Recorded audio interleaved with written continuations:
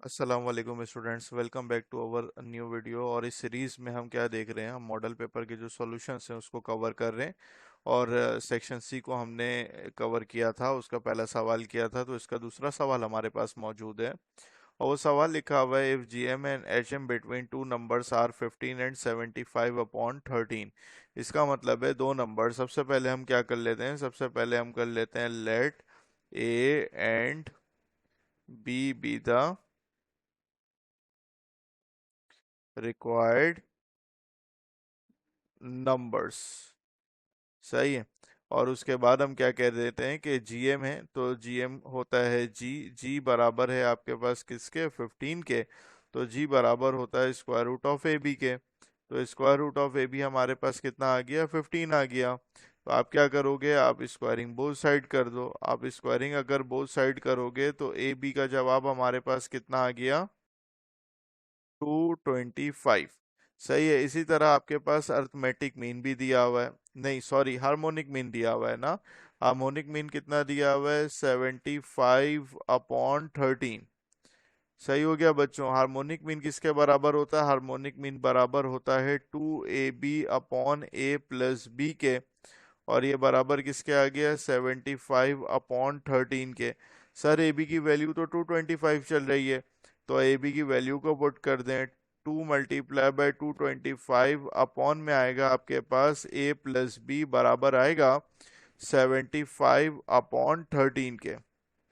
Sir यहाँ से हम क्या कर लेते हैं, b की वैल्यू निकाल लेते हैं। b की वैल्यू आ जाएगी 225/a, और इसको नाम दे देंगे हम इक्वेशन 1 का।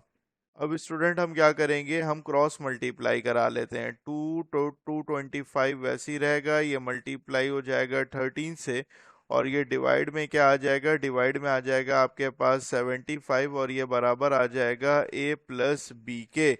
जब हम इसको कंप्लीट सॉल्व करते हैं तो हमारे पास आता है 78। ठीक है, इज इक्वल्स टू ए। वैसे ही रहा, बी की जगह पे क्या लिख दिया मैंने, 225/a लिख दिया। ठीक है, 78 वैसे ही रहा हमारे पास। एलसीएम लिया तो ए स्क्वायर प्लस 225 अपॉन में क्या लिख दिया, ए। तो ये ए उधर जाके मल्टीप्लाई हो जाएगा, तो ये हो जाएगा a square plus 225 is equals to 78a। ठीक है, इधर ले जाके इसको माइनस करा दें, तो ये हो जाएगा a square -78a+225 is equals to 0। इसके बाद हम क्या कर सकते हैं, मिडिल टर्म फैक्टराइजेशन कर सकते हैं। A square -75a -3a+225 is equals to 0। A अगर कॉमन लेंगे तो ए -75 आ जाएगा, -3 कॉमन लेंगे तो ए -75 इज इक्वल्स टू 0 आ जाएगा। तो ए -75 भी कॉमन आ जाएगा, a-3 भी 0 के बराबर आ जाएगा। तो a-75 इज इक्वल्स टू 0 और a-3 इज इक्वल्स टू 0। तो a की वैल्यू मेरे पास आ गई 75, a की वैल्यू मेरे पास आ गई 3। सही है, लेकिन a तो नहीं निकालना था हमें, तो b भी निकालना था। और याद है b किसके बराबर था हमारे पास, 225/a के बराबर था। तो b बराबर हो गया 225 अपॉन में क्या लिख देंगे हम, 75। इसी तरह b में हम यहाँ पे आप वैल्यू मतलब ऐसे लिखेंगे ना, पुट ए इन इक्वेशन 1। और उसके बाद यहाँ पे लिखेंगे when a is equals to 75, और यहाँ पे लिखेंगे when a is equals to 3। ठीक है, तो b बराबर हो जाएगा 225 अपॉन में आ जाएगा आपके पास 3। तो इसको जब कैंसिल आउट करते हैं तो b की वैल्यू मेरे पास आ जाती है 3, और यहाँ से करते हैं तो b की वैल्यू आ जाती है मेरे पास 75। तो this will be your required numbers. अब स्टूडेंट हमारे पास इसका अगला सवाल मौजूद है, लिखा हुआ है द किंग, और उसके बाद लिखा हुआ है क्वीन, और उसके बाद लिखा हुआ है jack. King queen jack of clubs are removed. सही है, तो क्लब के अंदर उसने बोला है कि किंग को भी रिमूव कर दिया उसने, क्वीन को भी रिमूव कर दिया, और जैक को भी रिमूव कर दिया।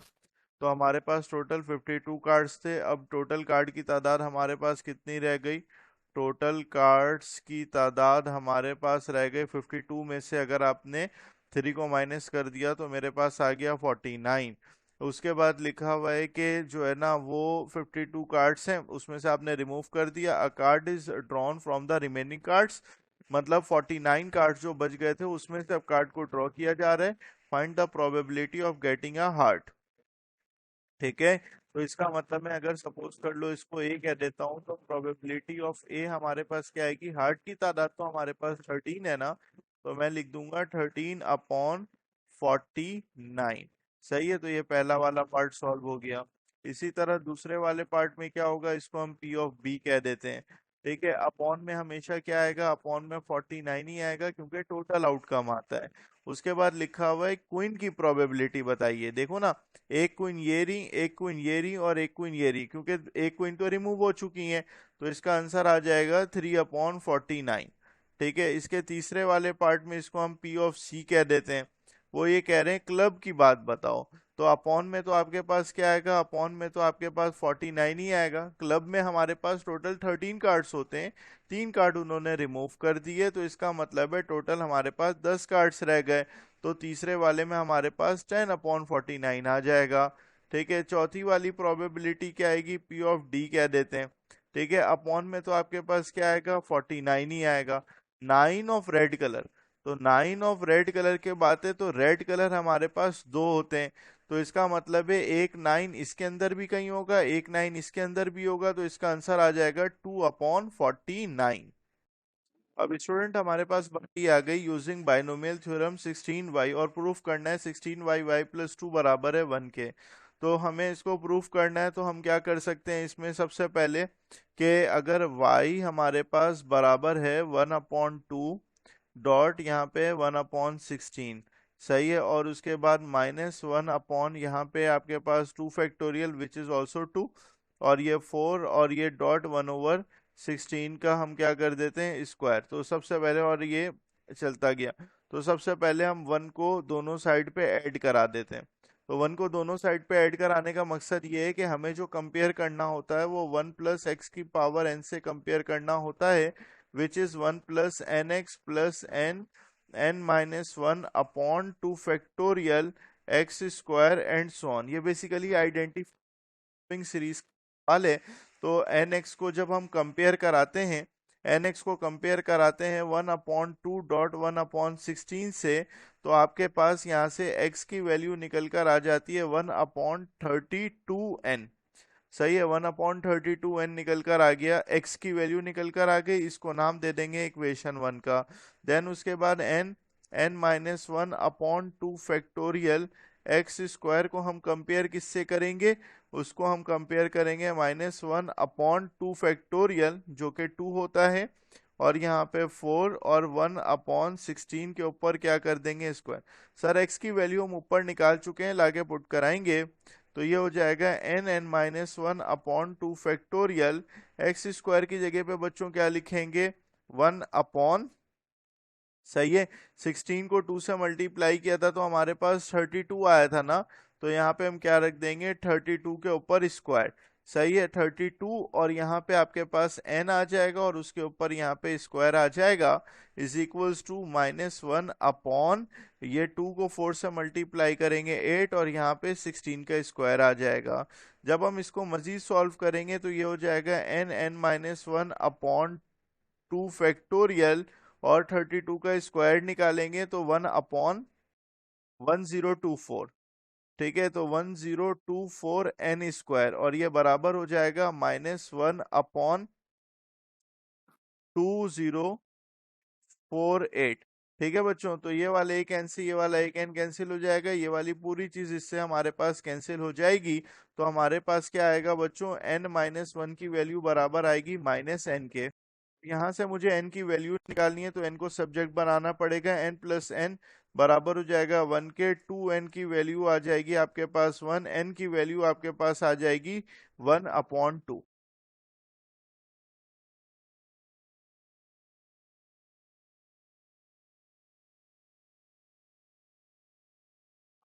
अब स्टूडेंट हम अपनी n की वैल्यू उठा के x में रखेंगे, तो x की वैल्यू थी हमारे पास 1/32n, और हमारे पास ये हो गया 1/32, n की जगह पे हम लिख देंगे 1/2, तो आंसर आ गया हमारे पास 1/16। ठीक हो गया बच्चों? तो लेकिन ये तो आपके पास आइडेंटिफाइंग द फॉलोइंग सीरीज का सवाल हुआ है, अभी तो हमें सम भी निकालना है। अब स्टूडेंट, हमें सम निकालने के लिए वन प्लस वाई को जो है वो वन प्लस एक्स की पावर एन से कंपेयर कराना पड़ेगा। तो वन प्लस वाई तो वैसे ही आ जाएगा, लेकिन आपने वन प्लस एक्स की वैल्यू निकाली which is one upon x, 1/16, और यहाँ पे आ जाएगा आपके पास 1/2। अब उसके बाद हमें 1/2 को अगर ख़त्म करना है तो हम स्क्वायरिंग बोथ साइड करेंगे। तो इधर भी स्क्वायर इधर भी स्क्वायर, ये वाले स्क्वायर से ये कैंसिल हो जाएगा।